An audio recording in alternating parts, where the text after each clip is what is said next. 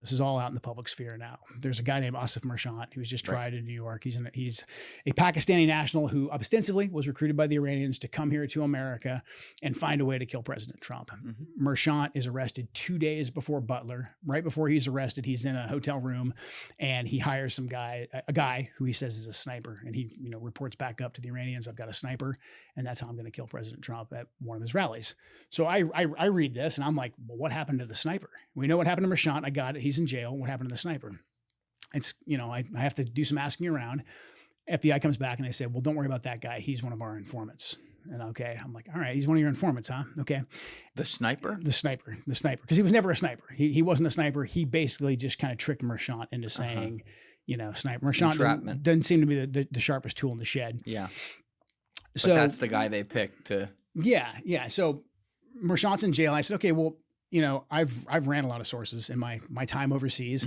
And when you start hiring a source to go hire people, things get out of control really quick. It's already hard enough to control a source that you're not with all the time.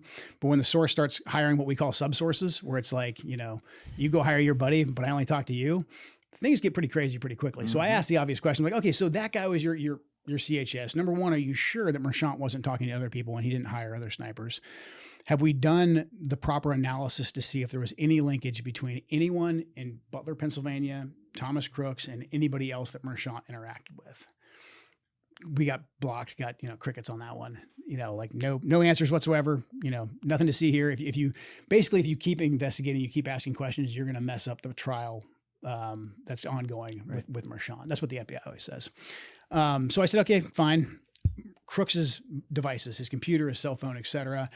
He's an American citizen, so normally the intelligence community wouldn't get to look at that, but he's dead. There's no Fourth Amendment issues. Let's take a look at his devices and let's see if he was talking to anybody internationally, if there's any international ties here whatsoever. For the first couple months, we were told no one can get into his devices. He's got encryption on them. I said, okay, well, if the FBI can't get into his devices, let's just open it up to the broader community, because we've got the NSA, we've got a huge intelligence community.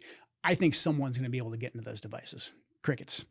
Fast forward later on, and I actually meet with Dan Bongino, and I asked Dan, did you guys get into the devices? And Dan says, yeah, we got into the devices. So, okay, great. Like, he's like, well, there's nothing there. Nothing there. I'm like, there's nothing there. Okay. I love this guy.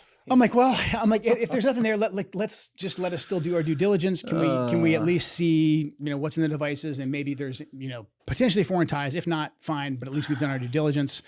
Dan says, he'll see what he can do about it. Yeah. I also said, Dan, can we see the brief that you guys showed the president? Because the president publicly had said he was satisfied with Butler. Later on, behind closed doors, the president said, at least around me, that he wasn't satisfied. Oh, we told you that. With it. Yeah. Yeah. And then later on, I think he said to Tucker much later, like a couple months later on, that he was satisfied. So that's what, it's hard to peg where all these different things are on the I'm saying timeline. one thing publicly and another thing privately. Right. I'm going to believe the private thing almost Yeah. every time. Yep. And then a couple months later, and this is like in, I think, August, Dan and I met, or maybe September. Right after that, I think shortly thereafter, that's when Tucker disclosed his investigative journalist had found Crooks's online profile. And Crooks had a prolific online profile, to include interacting with a guy from, I believe it's called the Nordic Resistance Front. I'm not going to try and say his name. It's like a white nationalist group that is a specially designated global terrorist organization by the U.S. So we are monitoring these people. Thomas Crooks in, I think, 2020, 2021, was in touch with this group.